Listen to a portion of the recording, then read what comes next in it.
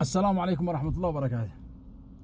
نقول لكم هذا موضوع غالب القاضي، هو مثل عادل الإمام حق مصر، بس اللهم اجعل عادل الإمام حق مصر معه مخرج وأفلام ومسلسلات، وهذا بيشتغل ما بش معه مخرج، هو مخرج نفسه. إنما اللهم اجعل ايش الذي زيده انه بيدخل بحاجات قانونية بعقودات رسمية. الذي بنقول انه بيستغل صح، انه استغل، ما ننكرش انه استغل كم من مواطنة، كم من واحدة، تمام، لكن بعقود رسمية. ايش حتسوي لها الدولة ولا المحكمة؟ هو بعقد رسمي، كل واحدة هو برضاها، يتمحذقوا لمرة ثانية. قدها الامر ذا الحين واضح. إنما بنكلمكم من منطلق يا أيها الذين آمنوا إن جاءكم فاسق بنبأ فتبينوا أن تصيبوا قوما بجهالة فتصبحوا على ما فعلتم نادمين. والقانون لا يحمل المغفلين. هذا من ناحية. من ناحية ثانية إحنا معانا عدوان أكبر من هذا العدوان. هذه قضية ثانوية يحلها البلد داخليا، قضاء ومحاكم، وقدم لك يسدوا. إحنا معانا قضية غزة الذي هي صح الأصل والعمدة. هذه القضية الذي صدق الذي الواحد يفعل كل ما بوسعه، ولو اضطر الأمر وافتتحت الحدود كلنا عن ندخل. غزة الذي تباد أرضا وإنسانا، مجازر وحشية صح. أما نحن نجلس نحن بلنا في واحدة ما ينفعش. معنا القضية الكبرى الذي هي غزة الذي احنا نوقف معاها. أقل حاجة ندعم القوة الصاروخية. معاك حساب في البريد، ادعم في القوة الصاروخية، جاهد حتى لو انت راقد وانت نو، جاهد بنفسك ومالك بزلطك. أقل حاجة سير جاهد، ادفع 100 ريال، 1000 ريال، 10,000 ريال. وإنك حانب لي أنت وهذا غالب زبي، هذا ابرد لك من غالب هذا. خلاص الذي هو بينه فزعة صح، ذكا غالب طلقها، يصير يتزوج بها، يفعل فزعة يتزوجها لوجه الله. احنا معانا غزة قضية أكبر. عاد السيد رضي الله عنه والفندم يحيى سريع القرارات الذي اداها امس ويفعلوا المواقع الاسرائيليه ويقصفوها وينيكوا عارها. هذا هو الذي نشتهيه.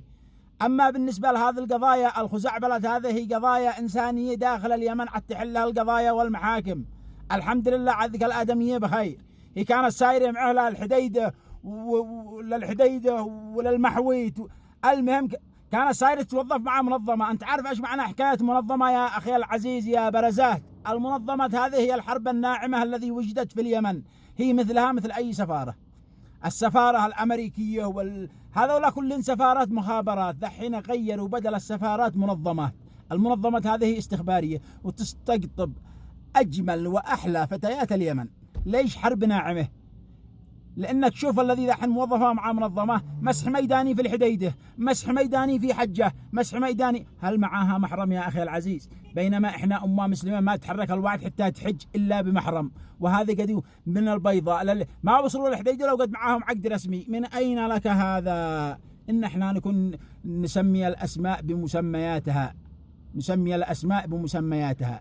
هذا المنظمات هي الغزو الناعم. دحين تبصر أي موظفة في المنظمة ما تخزن إلا ب20-30 ألف.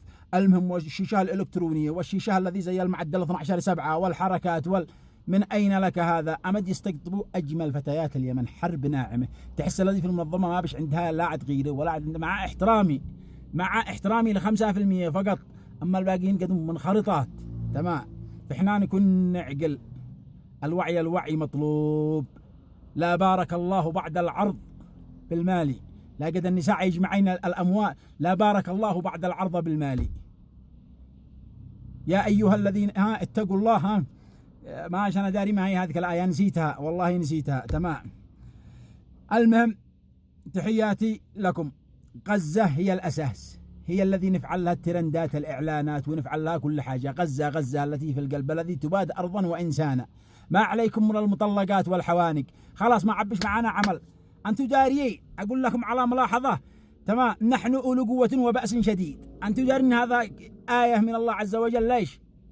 عندما أبصرت الهدهد وذكرنا الله في القرآن بعد رجعوا تستشيرهم قالوا نحن أولو قوة وبأس شديد. كانوا يحاربون نبي الله سليمان، بس لو صدقتهم علي الحرام يا كان سليمان هذه الفترة لا كان يمسح عار أمنا من الخارطة.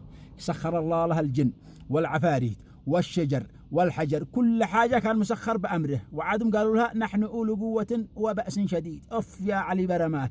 ما صدقتهمش وحكمت عقلها وتحركت وتوكلت على الله وسارت الملكة سبأ إلى بيت المقدس وتزوجت بنبي الله سليمان، ولم يذكر التاريخ إنها رجعت اليمن. أهم حاجة أني لو صدقتهم نحن أولو قوة وبأس شديد إنه مسحناه من الخارطة. يقول لك بعد ما تزوجت بنبي الله سليمان إيش الذي حصل؟ ما عجتش اليمن أبدا، رسلت لنا 3 أجن لا حدك والآن يعصطون عصيط علي الحرم عادهم جالسين لا حدك والآن يعصطون عصيط. لذلك